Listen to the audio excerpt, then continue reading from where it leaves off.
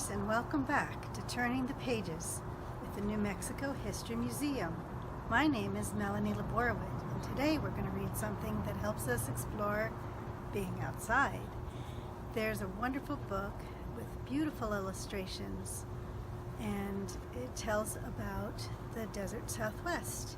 And we often think about how hot it is, and people who don't live here often think about how empty the desert is. But this is a reminder about how even when things are hot and dry, that there's lots of amazing, wonderful animals living here and plants living here, and we just have to go outside and open our eyes and see. So this is a really beautiful book that I've liked for a really long time, and it's called Alejandro's Gift. And we're going to read this next, and I hope you join us. Love to hear from you. Thanks for joining us and turning the page with the New Mexico History Museum.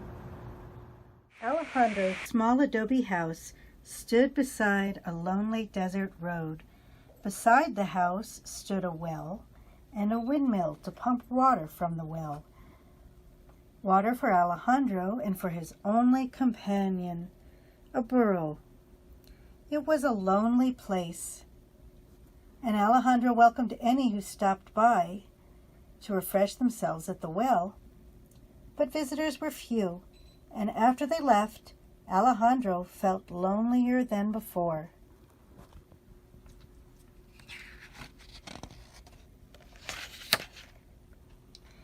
To more easily endure the lonely hours, Alejandro planted a garden filled with carrots, beans, and large brown onions, tomatoes and corn, melons, squash, and red peppers. Most mornings found Alejandro tending the garden and watching it grow. These were times he cherished, and he often stayed for hours, working until driven indoors by the desert heat. The days went by one after another with little change, until one morning there was an unexpected visitor. This visitor came not from the desert road, but from the desert itself. A ground squirrel crept from the underbrush. Moving warily over the sand, it hesitated and looked around. Alejandro paused, keeping very quiet.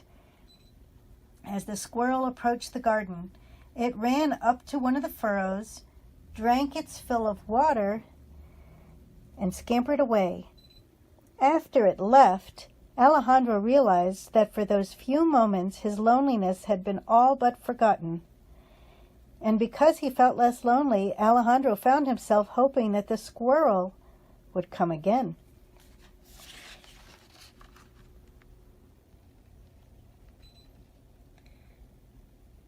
The squirrel did come again, from time to time bringing along small friends, wood rats and pocket gophers, jackrabbits, kangaroo rats, pocket mice.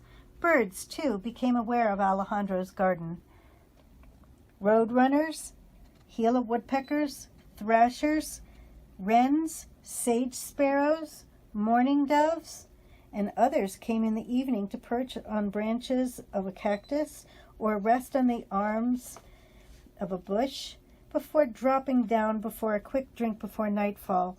Occasionally, even an old desert turtle could be seen plodding toward the garden.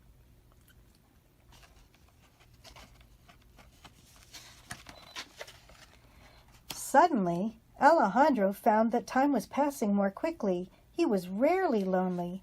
He only had to look up from his hoe or wherever he might be at the moment to find a small friend nearby. For a while, this was all that mattered to Alejandro, but after a time he wasn't so sure. He began asking himself if there was something more important that was just making himself less lonely. It took Alejandro little time to see there was. He began to realize that his tiny desert friends came to his garden not for company, but for water, and he found himself thinking of other animals in the desert. Animals like the coyote or a gray fox, bobcats, skunks, badgers, the long-nosed coatis, the peccaries, sometimes called javelinas, the short-tempered wild pigs of the desert, the antlered mule deer, the does and the fawns. Finding enough water was not a problem. With his windmill and well, Alejandro could supply ample water for any and all. Getting it to those who needed it was something else. The something else, Alejandro decided, would be a desert waterhole. Without delay, Alejandro started digging. It was tiring work and took many days in the hot desert sun, but the thought of giving water to so many thirsty desert dwellers more than made up for the drudgery. And when it was filled, Alejandro was pleased with the gift that he had made his desert friends. There was good reason to suppose that it would take time for large animals to discover the new source of water, so Alejandro was patient. He went about as usual, feeding his burro, tending the garden, and doing many other chores. Days passed, but nothing happened. Still, Alejandro was confident, but the days turned to weeks, and it was still quiet at that waterhole.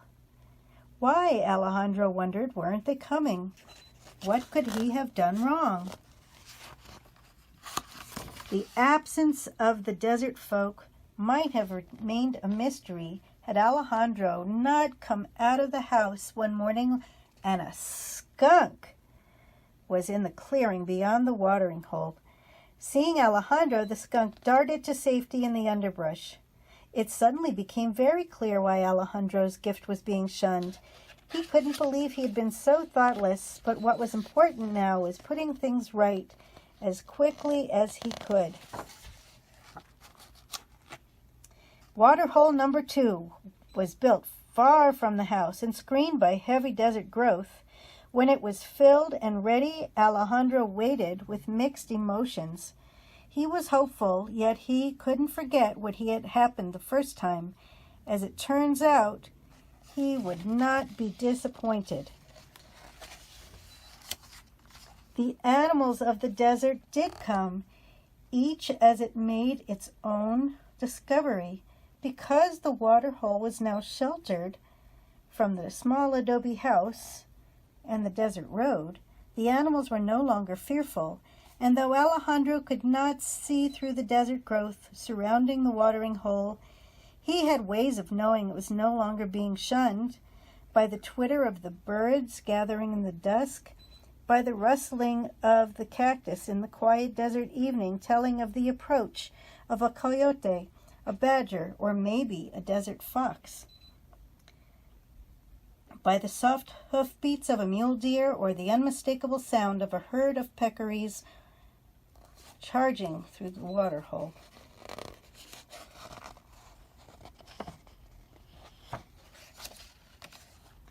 And in these moments when Alejandro sat quietly listening to the sounds of his desert neighbors, he knew that the gift was not so much a gift that he had given, but a gift that he had received.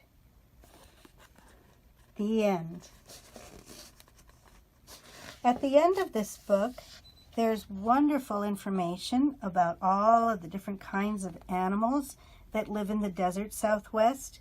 Some of them are in Arizona, and some of them are in New Mexico, and especially in the most further southern part of New Mexico. But it's wonderful to learn about all the different animals who live in the desert, and that if we just open our eyes, maybe we'll be lucky enough to see some of them. I hope you enjoyed this book. Come again next time when we turn the page on New Mexico history.